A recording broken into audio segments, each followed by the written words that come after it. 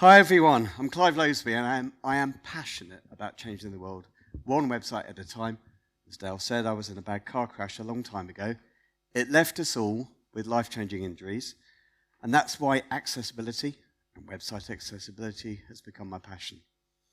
The accident also left me with a very bad memory, so please forgive me for keep looking at my notes.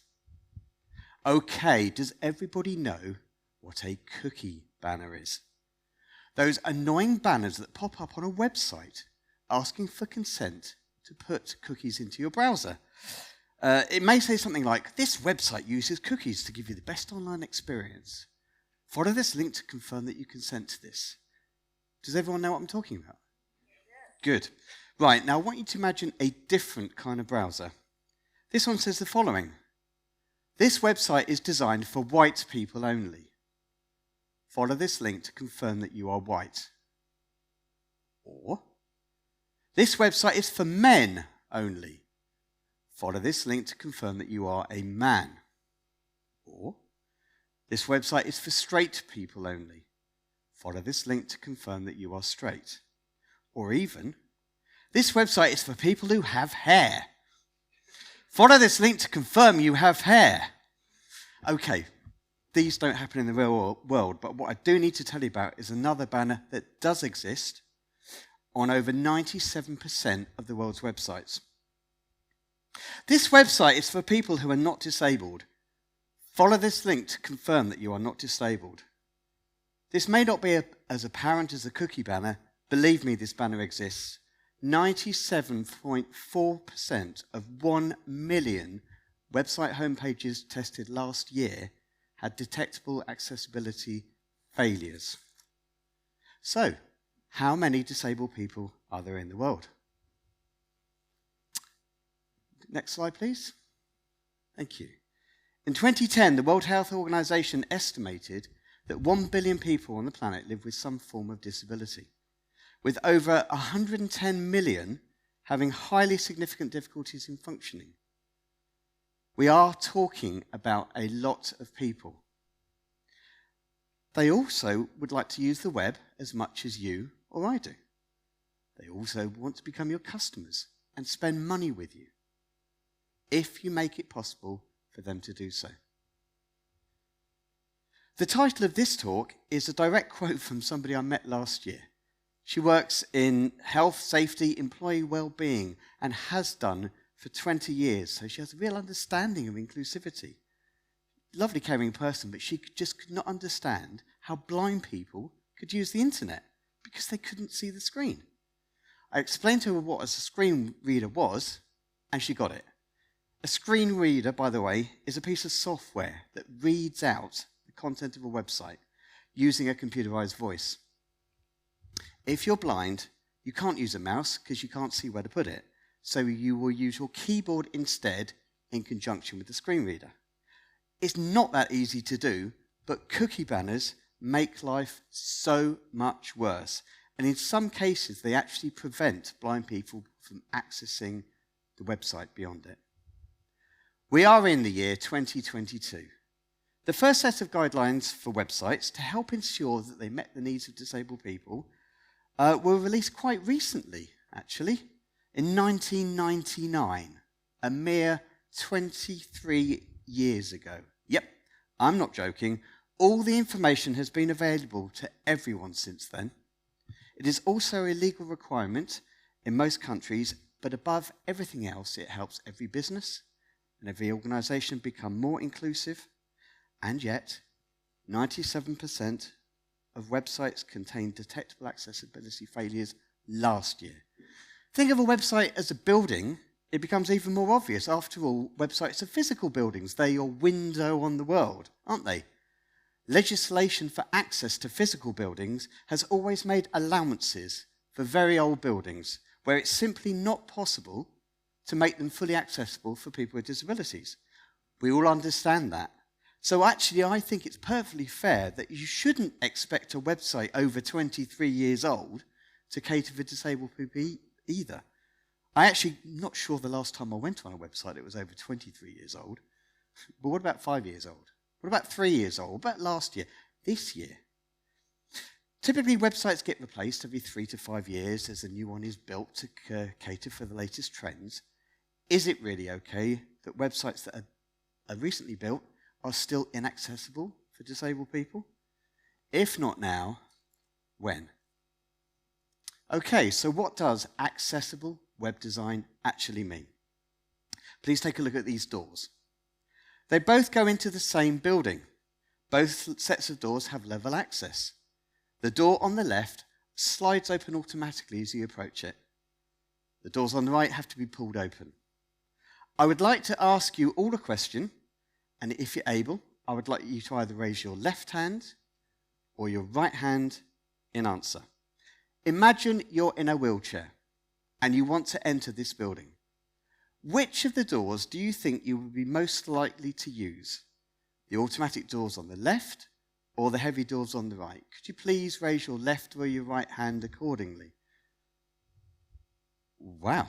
I think it's fair to say the consensus is on the left. Interesting. Okay, now, instead of being in a wheelchair, you're using a walking frame. So you can walk, but you need to have both of your hands on the frame. Which set of doors do you think you would be likely to use now? Could you raise your hands if you're able to? I'm really surprised. Everyone's going left. Okay. Right. Now, you're pushing a child in a pushchair. So you can walk quite normally, but you've got pushchair and both of your hands are on it. Which set of doors now? Left or right? I'm staggered. Okay, final example. Let's assume that you've actually gone in through the doors on the right. You're coming out, you want to come out of the building, but you've actually got boxes of files under both arms. Which set of doors would you go then? Yeah. I'm really staggered. In pretty much every example, pretty much everybody raised your left hand. Why was this? After all, you're free to choose which door to use in each time. Why would so many people go for an automatic door? Maybe because it's easier. Nobody's forcing you to use it. It's there as an alternative to the other doors. Accessible web design is exactly the same, offering people with different needs alternative ways of using a website to get the same information. Most countries around the world have anti-discrimination laws, and websites fall under these laws. However, for me, it's not about complying with the law. It is about becoming more inclusive, more welcoming to everyone, regardless of their ability or their disability. Disabled people have money to spend on your goods and services, and if they can't spend it with you, they'll go and spend it with somebody else. So, what should you do with regard to your own website? Well, you need to have two things. You need to have an audit of your website, and then you need to put an accessibility statement on your website. I'll explain what I mean in this photograph. This hotel, it's a beautiful building. There's downstairs seating, there's upstairs seating. There's beautiful staircases everywhere, but unfortunately there isn't a lift. The restaurant itself is run by an outside catering company. It's not their fault there's no lift. It's not their building, they're just renting the space. However, if you're in a wheelchair, you can't use the upstairs seating.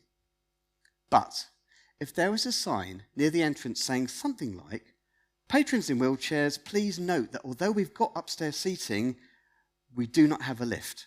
However, we do have some reserved seating for you with extra turning space and raised tables." Think about raised tables. If you've ever been in a wheelchair and you try to go into a restaurant anywhere, you can't quite get under the table. Easily fixed, just put them on some small wooden blocks. Anyway, if you just put up that sign, is somebody in a wheelchair who reads that sign, are they going to feel more or less included? The cost of doing this is almost nothing, but the effect is huge. It's not the catering company's fault there's no lift. They've just gone out of their way to offer an alternative, despite the limitations of the hotel. In other words, the catering company themselves have become more welcoming, inclusive, and accessible. So the first part of this story, where I explain the restaurant has upstairs seating, but no lift, that could be seen as an audit. We've realised there's no lift to the upstairs seating, so disabled people in wheelchairs cannot use it. But the sign at the entrance telling everyone that there is accessible seating downstairs as an alternative is like their accessibility statement. We've discovered that wheelchair users cannot use the upstairs seating. This is what we've done instead. So, how does all this apply to our website? Well, as far as the audit goes, you can either pay somebody or you can do it yourself. And the same goes for an accessibility statement. Sadly, I don't have time to go into the details, but I do want to say one thing. Make your accessibility statement real. What do I mean by this? Simple. I see website after website with an accessibility statement that begins with a slightly pompous tone, and it says something like, "We fully care about people with disabilities. We want to ensure that everyone's able to fully utilize our website. It meets the following standards, blah, blah, blah." I don't actually really care what you say. If somebody can't use your website, they can't use your website. I've got an idea.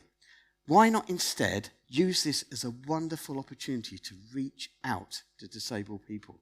The first line of your accessibility statement could read something like, "We're aware that there's some problems with our website that might make the experience more difficult for visitors with disabilities. But if there's anything that we can do to help you, give us a call." There's the phone number right there. "Follow this link to send an email." There's the link right there. Or fill in a contact form. Right there, you're reaching out to them. Just by doing that, you're being inclusive. You're going the extra mile, and it speaks volumes about your ethos as a company. By the way, if you do have accessibility issues with your website, you should give a time frame in which you're going to get them fixed, or at least explain that it's not possible on grounds of cost. It isn't about being perfect, it's about being honest. Okay, I'd like to finish by telling you all about a very simple test that you can do on any website to find out if it has a basic level of accessibility. Anyone can do it, and I call it the tab test. If you're on a website, there will usually be a row of page navigation buttons along the top. As you move your mouse over them, they will light up in turn, and any subpages will appear as a kind of drop down, and they may also light up as you move the mouse over. In other words, just by moving your mouse, you can go to pretty much any page on the website with a single click. Do we all understand that? Brilliant. If you're blind, as I've said, you can't use a mouse. Instead, you use a screen reader and a keyboard. If a website has got a basic level of accessibility, you should be able to select every page and subpage by repeatedly pressing the tab key. Not only that, each one should light up in turn, just as if you were using a mouse. Not everyone who is visually impaired is completely blind. In fact, most of them have some form of limited vision instead. So having page navigation light up as you tab through them helps them know where they are. So next time anybody here is on a website, just start pressing the tab key. If you do not see all the pages and all the subpages light up in turn, it's failed the test. Please drop them an email informing them that because their website does not meet that basic level of accessibility, it's failed this test and they really need to do something about it. If they want to know more, they can do a quick internet search, and actually it's fairly easy to fix. If you guys joined with me in doing this one simple thing, we all will truly be changing the world one website at a time. Thank you very much.